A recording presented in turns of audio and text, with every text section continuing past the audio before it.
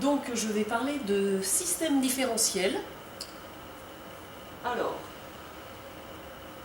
tout d'abord, il y aura 3 points, une introduction.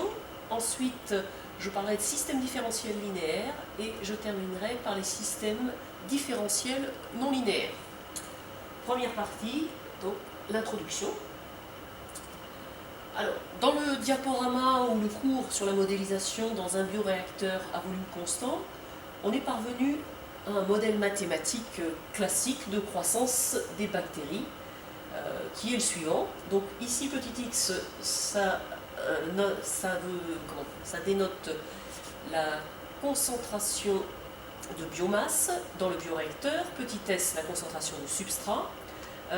Ici, le F, c'est le flux entrant ou sortant. Ici, grand V, le volume du bioréacteur. Mu de S, c'est le taux de croissance. S in, c'est la concentration de substrat qui rentre, l'alimentation. Et ici, le grand Y, le rendement. Donc ici, on a un système d'équations différentielles. Système puisqu'il y a 2 équations. Différentiel puisque ça fait apparaître des dérivés par rapport à x et par rapport à s. Je rappelle donc que nos inconnus, donc variables inconnues, c'est x et s qu'on cherche à déterminer. Donc ce système est d'ordre 1 puisqu'il relie x, s, la dérivée par rapport à x et la dérivée de x par rapport au temps et la dérivée de s par rapport au temps. Alors, on va dans un premier temps apprendre à étudier les systèmes d'équations différentielles d'ordre 1. Ces systèmes différentiels, on peut les répartir en 2 groupes. Soit ils sont linéaires, soit ils sont non linéaires par rapport aux variables. Dans le cas linéaire, on sait calculer explicitement les solutions. Donc on est capable de calculer x de t ou s de t par exemple, si le système est linéaire. Malheureusement, dans le cas non linéaire, cela n'est plus possible en général. Alors on va apprendre à prouver l'existence des solutions, à les étudier, puis à les calculer de manière approchée. Évidemment, ces études seront appliquées au modèle de croissance dans un bioréacteur.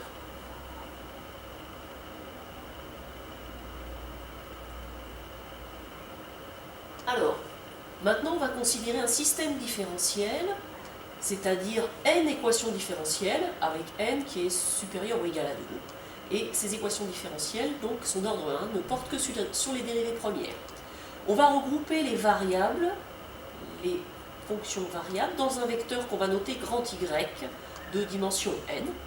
Et donc dans notre cas, dans notre modèle de croissance, x et grand Y, pardon, c'est xs. Dans ce cas-là, donc dans notre cas, on va définir des fonctions de R2 dans R2. Donc je définis la première fonction que je note f1 de x et de s, le taux de croissance fois x, moins f sur v fois x. Je définis f2 de cette façon-là. Et je définis aussi la fonction grand F composée de 2 fonctions, f1 et f2. Donc grand F, elle va de R2 dans R2, puisque à xs, elle va associer 2 valeurs, f1 de xs, f2 de xs. Et le système dont nous avons parlé tout à l'heure, dans notre bioréacteur, on va l'écrire y' égale grand F de y. Alors y', c'est la dérivée par rapport au temps de grand Y. Je vous rappelle que grand Y, c'est x et s, et donc grand Y', c'est la dérivée de x par rapport au temps, la dérivée de s par rapport au temps, et ça, c'est donc égal à f1 de xs, f2 de xs. Donc, en synthétique, ça donne y' égale grand F de y. L'objectif est donc d'étudier ce type de système. Si mon système différentiel, je peux l'écrire sous la forme y' égale grand A fois y. Donc y, c'est mon vecteur avec mes inconnus. Et grand A, c'est une matrice d'ordre n. Donc si y est d'ordre n. Donc matrice carrée d'ordre n.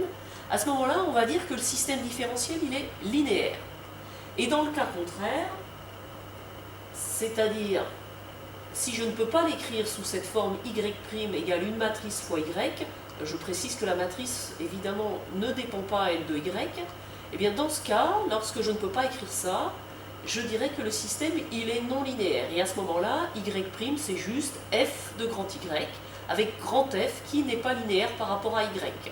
Donc le système précédent, dans le chémostat ou dans le bioréacteur, il n'est pas linéaire. Il peut l'être si je suppose que le taux de croissance est constant. Et donc en général, ce système ne sera pas linéaire.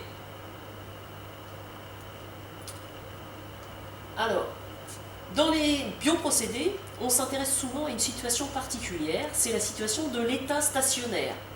L'état stationnaire, c'est l'état où le système ne bouge plus, c'est-à-dire que les variables du système, en l'occurrence la concentration de la biomasse et celle de substrat, ne vont plus varier au cours du temps, et ce, malgré les entrées et les sorties du bioréacteur, et pour la biomasse, malgré la consommation et pour le substrat, malgré la consommation inhérente à la présence de biomasse. Donc, d'un point de vue mathématique, un point stationnaire, un état stationnaire, qu'est-ce que c'est?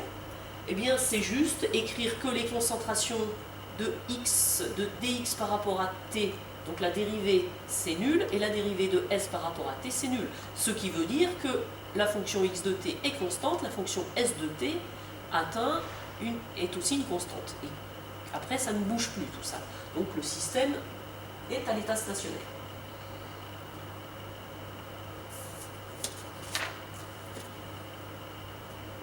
Bien évidemment, on va pouvoir déterminer les valeurs x bar et s bar qui correspondent à l'état stationnaire.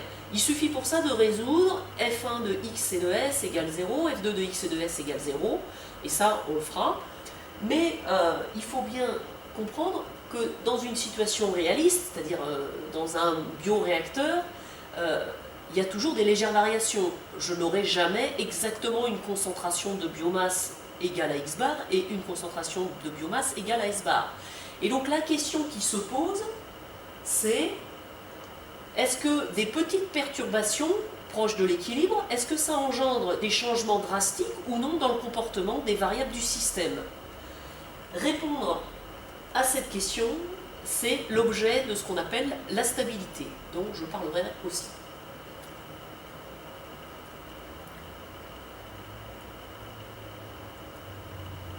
Alors, donc, on étudiera la stabilité. Ça va consister à quoi? Eh bien, ça va consister en quoi? On va prendre des solutions proches de l'état stationnaire. Et donc, je vais regarder grand X de t, grand S de t, où grand X, c'est quoi? C'est x bar plus un petit quelque chose, et grand S de t, c'est quoi? C'est s bar plus un petit quelque chose. Je vous rappelle que x bar et s bar, ce sont ce que j'ai appelé les états stationnaires. Ces solutions, grand X et grand S, égales donc à ceci, vérifient ce système-là. Alors, à l'aide de la formule de Taylor, on va voir que ça conduit à un système différentiel linéaire.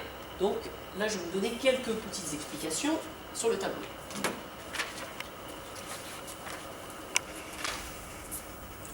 Donc, le système est ici. Je me place maintenant en un point grand X de t proche de l'état stationnaire x bar. Donc, je peux l'écrire comme ceci, et un grand S de t proche de l'état stationnaire s bar, donc c'est s bar plus un petit quelque chose.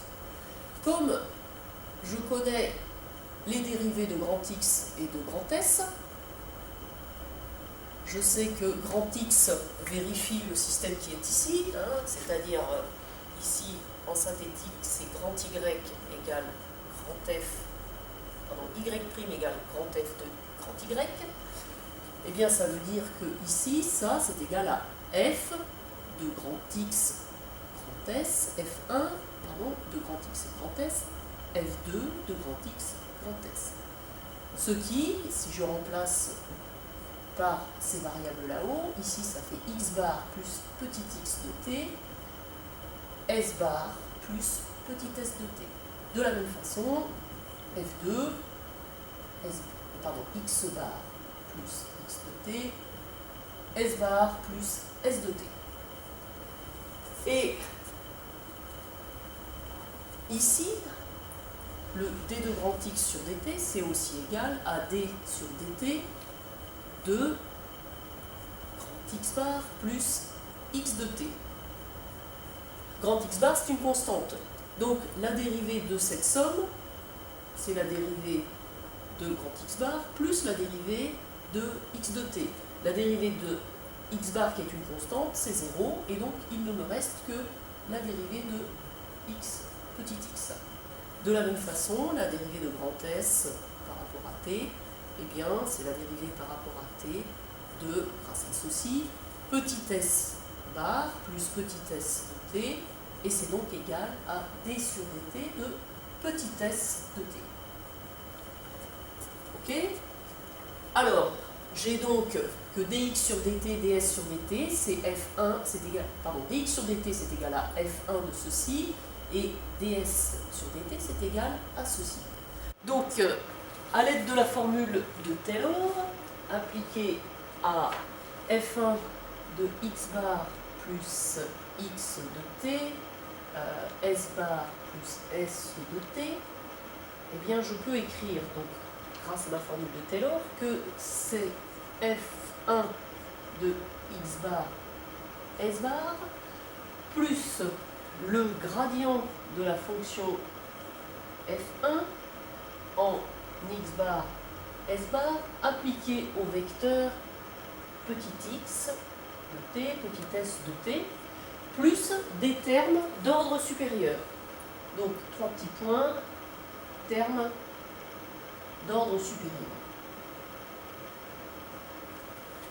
De la même façon, je peux écrire pour f2 de x bar plus x de t, s bar plus s de t, que c'est f2 de x bar, s bar, plus le gradient de la fonction f2 en x bar, s bar, fois x de t, s de t, et des termes d'ordre supérieur.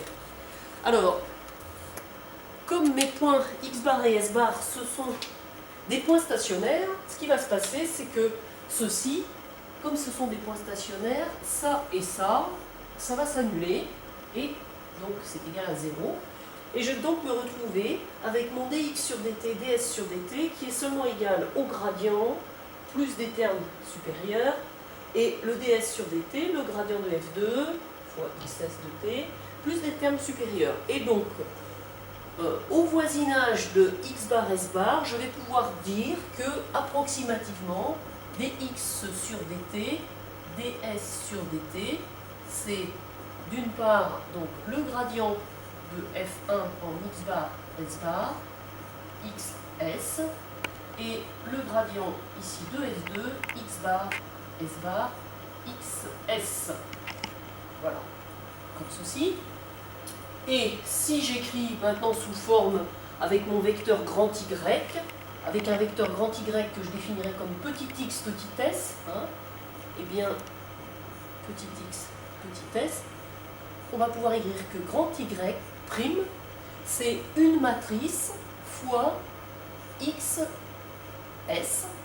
Et cette matrice, sur la première ligne, c'est le gradient de f1, sur la deuxième ligne, c'est le gradient de f2, ce qui veut dire qu'ici, c'est la matrice jacobienne de ma fonction grand F, hein, composée de F1 et F2. Et donc ici, ce que je viens d'écrire, c'est que au voisinage du point stationnaire x bar, s bar, je vais pouvoir faire l'approximation. Alors pardon, ici c'est une approximation. Eh bien, faire l'approximation suivante, eh bien c'est que dx, ds sur dt, c'est la jacobienne de f en x bar s bar fois xs. Et ça, c'est donc un système différentiel